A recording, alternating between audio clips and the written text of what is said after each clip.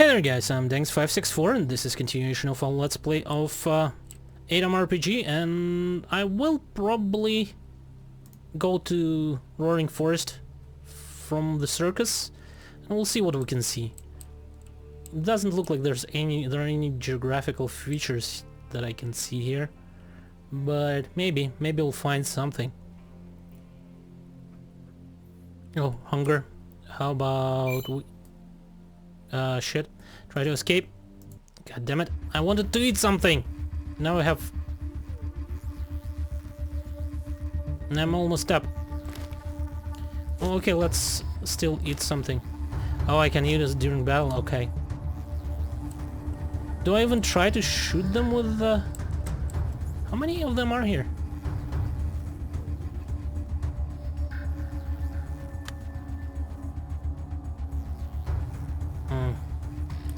You know what?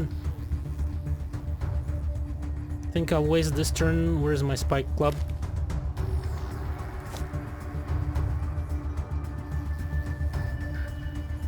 How much ammo do I have for Makarov? 30 plus 8.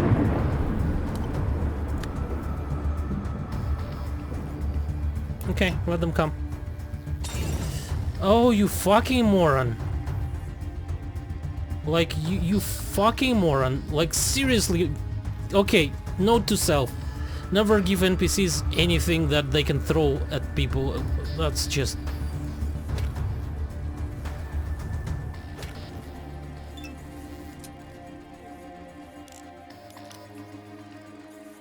Anything with AoE, not give them.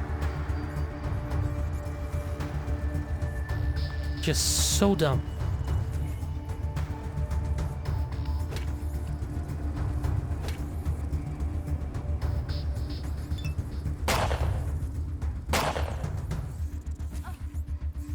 Now he's wasting money on rodents. You're a fucking joke, Fidel. Wasting ammo. Probably will just have you with give you like that. When you waste all your ammo, you'll just stay with that spiked club you have, and that will be all you get. 'Cause screw you, Fidel. That gave us about the same experience as the fight with what are they called? The book burners. That's a bit ridiculous if you ask me. Where is the food? Well, let's use that. And let's use that. And maybe something else. Maybe drink a little bit to reduce toxicity. Sure. That also healed us a little bit.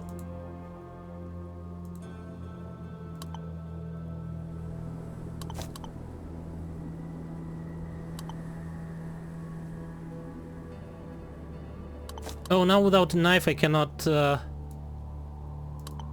skin the things. Not well, you know, get meat from the...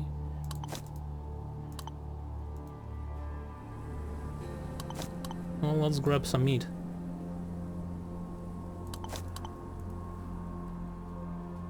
I should have probably used this thing.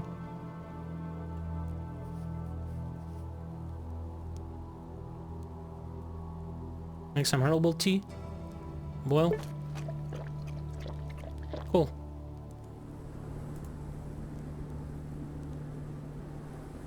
Okay. Let's go inside the thing. We'll see what we can see.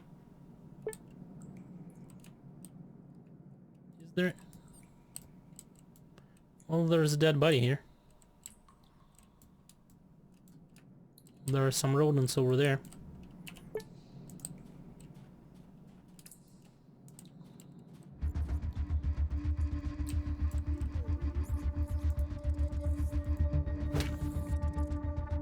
Let's take care of them.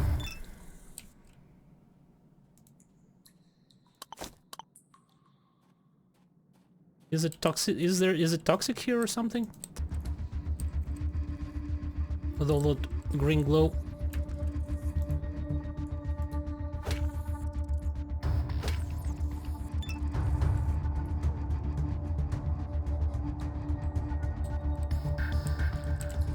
might be, but there also might be loot. We can deal with toxicity without too much trouble.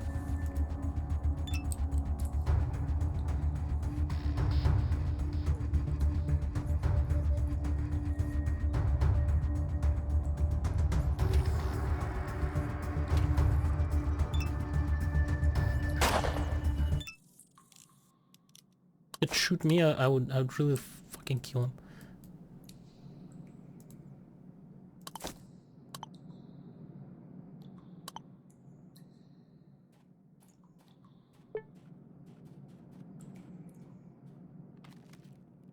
Okay, medkit, that's all useful.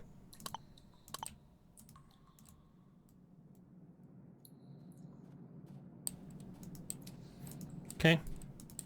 Get out. Let's go the other way. There was a dead body over there as well. Do I get any toxicity up? A little bit radiation as well. I do have a little radiation. But nothing too serious. Can always drink some vodka. We have milk now, but you know. Sure, let's take it all.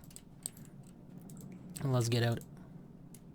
Have got some TT ammo, but I'm half tempted to just leave him with the bat and never give him anything that he can do. It's just so dumb. He's it's not like even that he damaged me, it's just he wasted it. He could have probably... What? Just think if I would have given him like F1, he'd kill us all. That moron. Well, at least he carries things, right? So at least some use.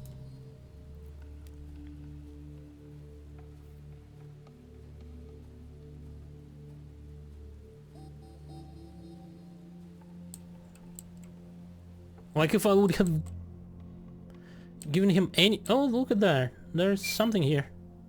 God damn it, wolves. Shit.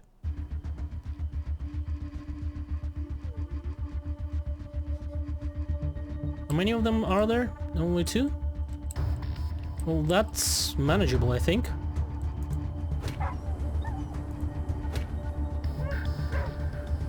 Oh, it's an old wolf as well. Should I go in closer? Yeah, sure, why not? This one is young wolf.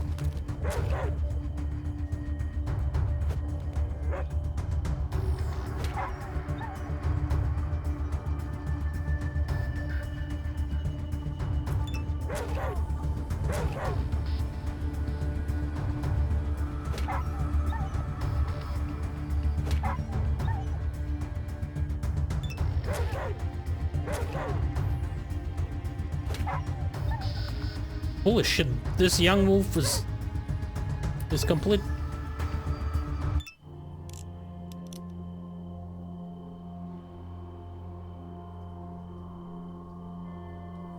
He's just fucking scary. And like, what if there's probably an adult wolf or something? He must be like complete and utter monster. Does that affect me in any negative way just yet? So I'll probably wait a little bit more on that. Probably does. Does it say what in here? Just poisoned. Okay, let's save and we'll see.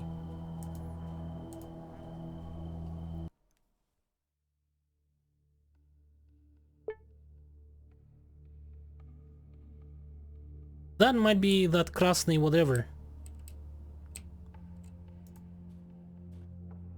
Or let's go to... That might be also some sort of a... looks definitely... Oh, took 6 damage from poison, really? But it dropped, okay. How much health do I have right now? Can I tell in any way? 16. It looks like quite deliberate here. No? Apparently not. Son of a... I think I'll have to load. Yeah, most definitely.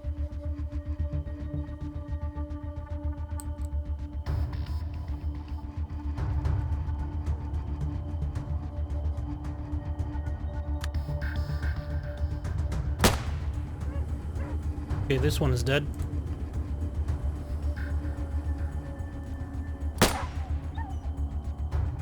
Okay, old wolf.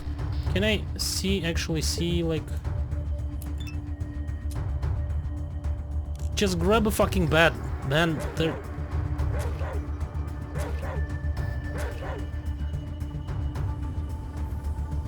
Let's try to finish this guy off. This one is young.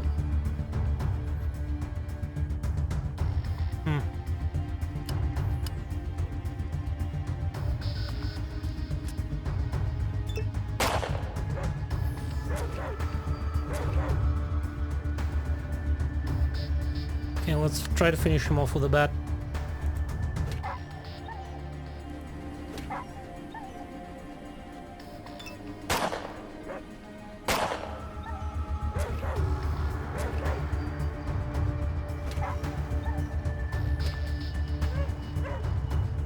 Okay. Goddamn wolves, man. Let's use something, some meat to heal ourselves. Okay, that's good enough, I guess. Do we go inside? There are probably more wolves there.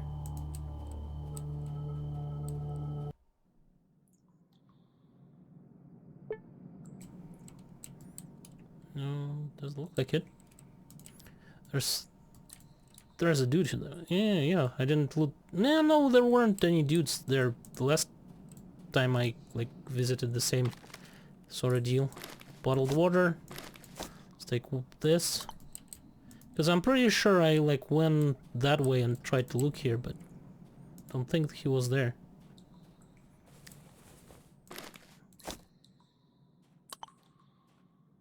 For Gorilka. Yeah, that'll be useful. I do have some radiation poisoning in the moment. Well, not radiation poisoning, but I do have some radiation on me, right? A little bit. And Gorilka will remove how much? 150. Almost just the amount of stuff that I have. Okay. But we're fine. Don't really need to do that at the moment. So let's get to that freaking roaring forest.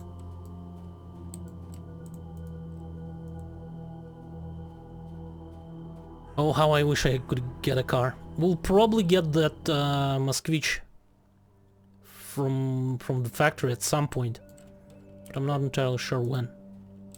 We'll probably have to fix it as well, but it's doable. I'm half tempted to just increase my survival, or hopefully Fidel has some survival. I really doubt it. Oh, look at that. There are some locals here. There's a hole in the ground. 2 holes in the ground. Must be something in here. Well, there are more locals here. Something in there.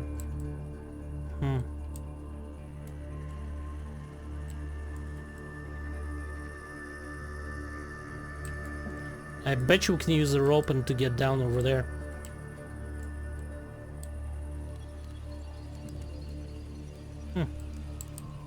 Interesting. Interesting. Okay. So...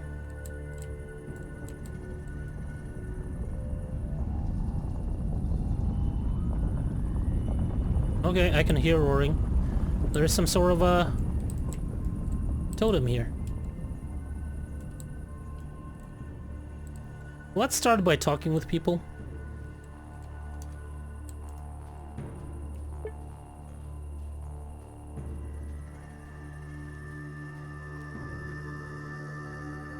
The gaze fall upon a young woman of 25 to 30 years of age, who's standing by the fire in a very strange position, judging by the absence of conversation with her ragged companion or any other activity. She's just resting by the fire, possibly waiting out the night, but at the same time her body, warped up in tailored winter raincoat, is straight and tense. Her shoulders are spread out, and on the whole, she looks ready to dart off any second. Although it's not fear, at least you don't notice this emotion on her face, battle lit by the fire. A different, much more strange guess comes to your mind. The stranger is standing at attention position, waiting for some order. Apart from this unexpected thing, you also notice a strange, low-pitched buzzing coming from a yellow parcel sticking out of the left pocket of the woman's raincoat. Does she have a radio with her? As she notices you, the woman flinches as if she woke up from a stupor. She quickly draws out an outdated, reusable metal syringe from her coat and grabs it by the plunger as if she's holding a dagger. I'm warning you, another step and I'll have to defend myself. The woman makes a short, sharp nod towards the thick steel needle that's facing you. I'll explain. Should this mixture of sodium peroxide and aluminium shavings get in your bloodstream of any of my adversaries, it will turn them into a living torch, let alone a nobody like yourself.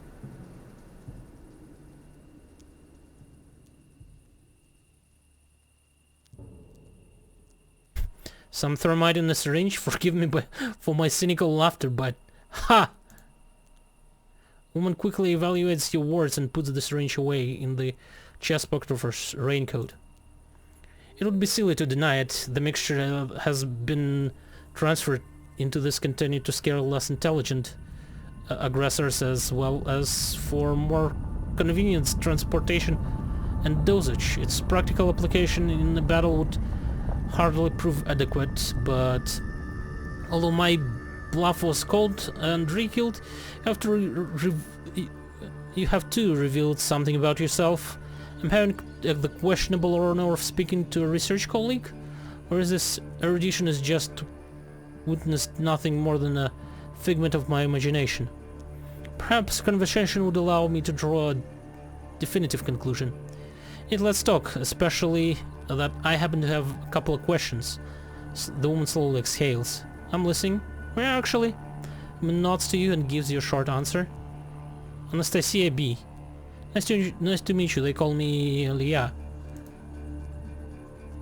Names give person little gravitas, Leah, much less than people give them credit for, but I will remember yours, at least for the time of our communication. Speaking about the communication, there is something else I want to ask you. What's your profession? The woman takes her time to think about the answer, after which she shrugs. I doubt that my qualifications and titles will be anything more to you than just empty words, and I doubt even more than that the place I came here from should be made known to the first stranger I meet. Let me put it simple. I'm a scientist. How long ago did the bombs fall? If she's like in her 30s even.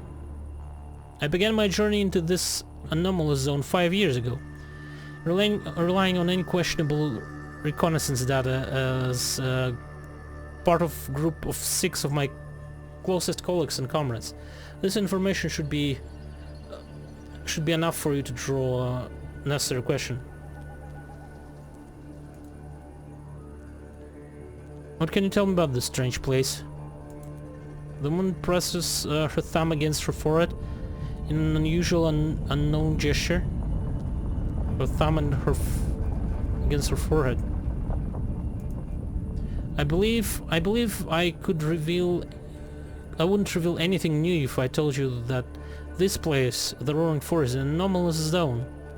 After all, anyone who has feet to feel the tremor of the earth under them can figure it out. I know the reasons for this anomaly, although I do know a multitude of theories. From the completely nonsensical cryptozoological fantasies of dwellers of the local ersatz states to mystical explanations of the local priests who draw connection between this area and the activity of the forces beyond human comprehension. I reached this place to dispel those theories. One of them is in particular the most ridiculous, the most absurd one. When I'm done with it, the reality, I'm afraid, will turn out to be completely uninteresting.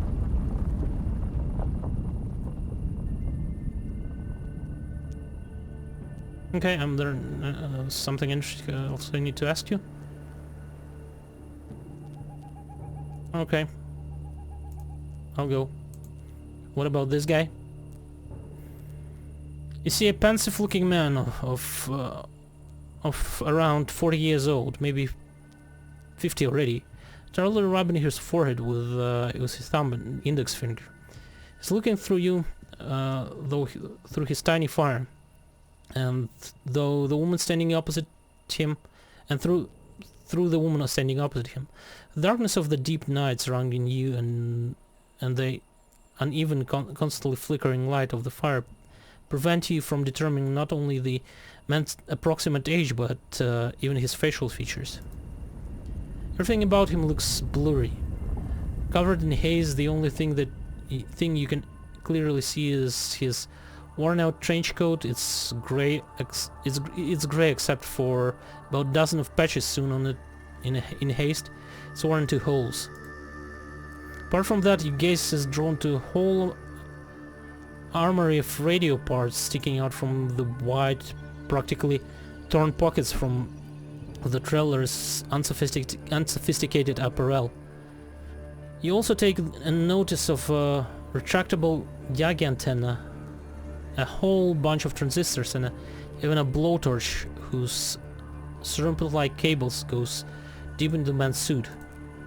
As he notices you, the man flinches with a precise, well-practiced move, draws from underneath his coat something that looks like a pile of scrap metal pressed into a cylinder half-meter long.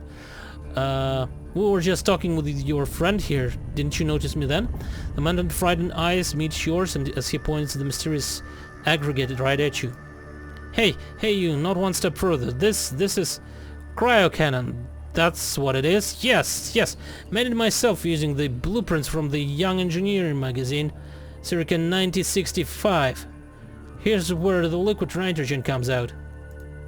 The man points the rust-eaten tank of butane attached to the device.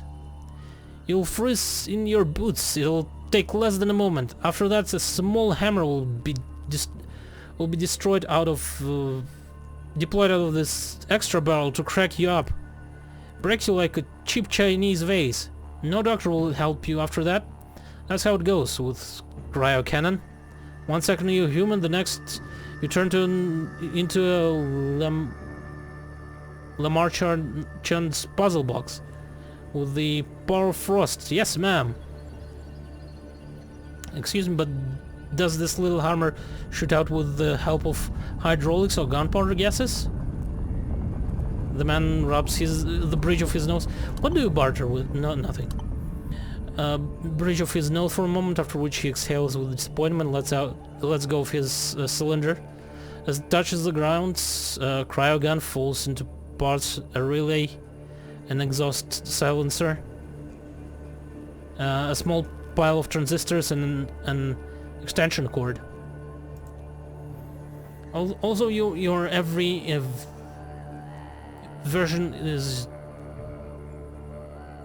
although your every version is genius in its own way,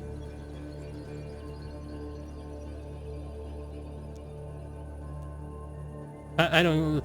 Also, I guess, although your version is genius in its own way, you are mistaken, my dear. This apparatus was held together by two forces only.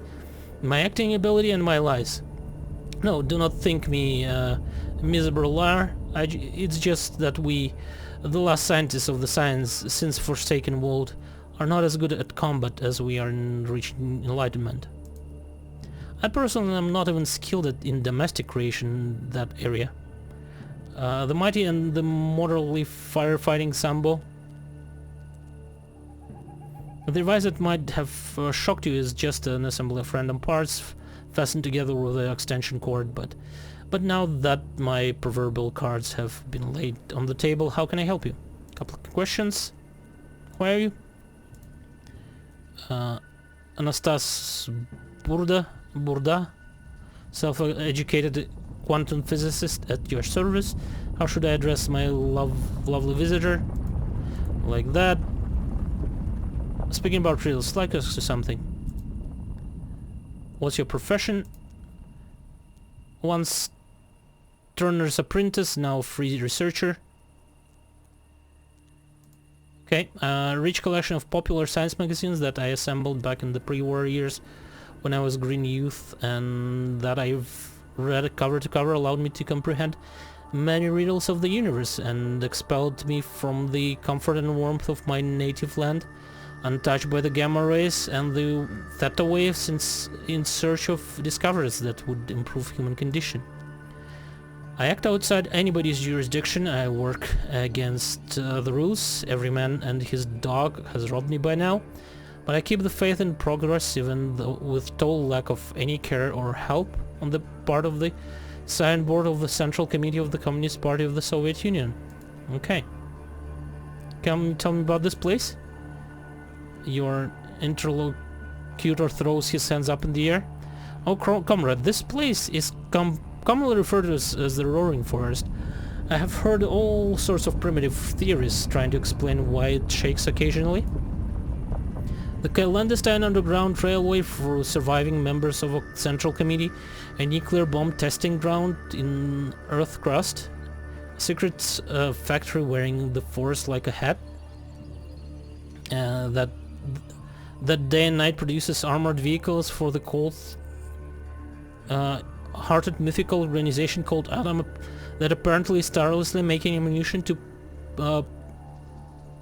precipitate the destruction of the last survivors on Earth.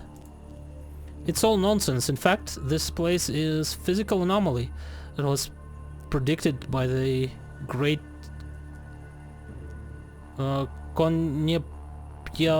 Arcadi in the July issue of Young Engineer magazine in the year 65. I've read it many times before arriving to this seemingly absurd conclusion, but I digress, excuse me. Okay. Let's go and continue our journey.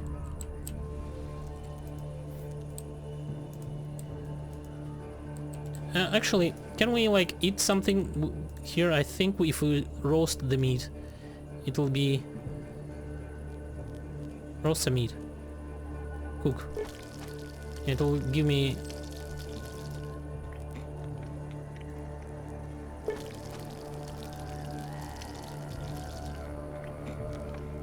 no.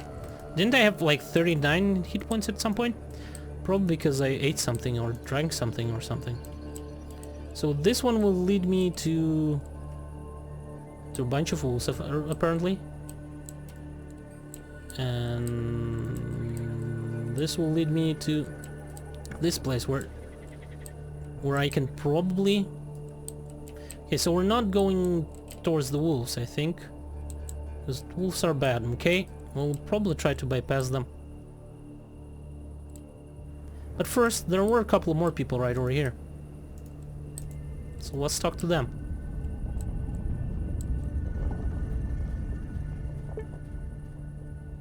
You there. A woman around 60 years old is standing in front of you. She's dressed in a woolen skirt, a shirt and knitted vest, and thick rubber boots. The woman is a bit overweight, but she looks more robust than fat. Her gaze is kind and friendly. As she notices you, she immediately turns towards you and waves amicably. Hello there, young one. Are you trying to learn local history with me and my old man as a living subject? Or come on, come on over and don't be shy. I'll stop hearing you after the forest starts roaring again. They even have special name for it because it roars, moans and cries out so loud. It can sometimes botch a whole conversation, throw you off your feet. You're approaching the merry old woman. In the past you've met many people who tried to hide something from you, who ignored you and even tried to avoid a heart-to-heart conversation. Here your situation is clearly different.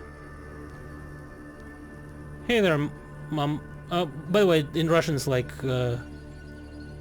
friendly thing to call a woman, an older woman, I guess.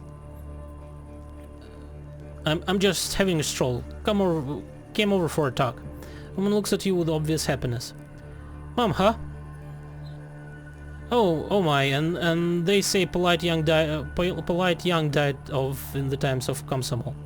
Sure, honey, let's chat. What do you have in mind? By the way, what do you have for barter? She has some things. Old boot. Okay. How can I help you? Do you want to know about our life or maybe the fine place we live in? Why do they call this forest that? Woman shrugs with a smirk. Oh honey, it's called that for obvious reason. Well, you can feel it too, can't you? Or are your legs made of wood? They're ground, it's shaking. And the trees, weirdly, pines almost moan. Everyone really see it as a bad sign. They say a forest won't shake for no reason, nor will the tree hum like pylons, but as you can see, we couldn't care less. We just go on with our lives. That's something that earned the forest its nickname. It doesn't bother us. If there's indeed it or something, which frankly I doubt. It may just be this. Earth crust has just cracked somewhere down there, and these are just the activities, seismic ones. Volcanic activity, this is possible as well. One brainy kid told us that while he lived with us for a week, he was a traveling student. But that's a whole different story. Also worthy one, by the way. He sang such a song when he was wasted on a local moonshine. They were really touching. About young woman, about education certificates, about how their dean mutated, or I even feel sad remembering it. I have a feeling they're cannibals. I don't know. I'm still missing him. He's as good as become my son in that week.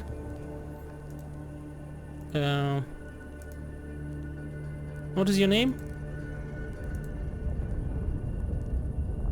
Whatever you want, Mom or Mrs. And if you want to call me by the name, it's Volodlena Karpovna. And how should I address you? Okay. Occupation. Running thing around here? Okay. I was living in such an interesting place. It's bearable, you know. This forest is the most unusual place in the whole area. People make legends, yeah. Not interesting. Okay, let's talk to the other guy. That's an interesting photo. Or a short, smiley old man is needed in a knitted hat is standing in front of you. As he sees you, he chuckles slyly and slaps himself on the knees. Makes his trousers covered in patches amidst a small cloud of dust that sparkle in the light. Hey, look here, girl wandering through the roaring forest. That's a surprise. My name is Valery. Nice to meet you, and so on and so forth. Likewise. Why do they call the forest roaring? Because there are tremors, yeah. Why do tremors happen? There's plenty of various options about it. I've got one of my own, not far from my old missus and mine home. There is a strange hole in the ground. I saw similar ones in the other parts of the forest as well. I can't say for sure, I have no proof, but it seems to me that under the forest lives the various ones. God knows who. Okay. Well, I think that will be that.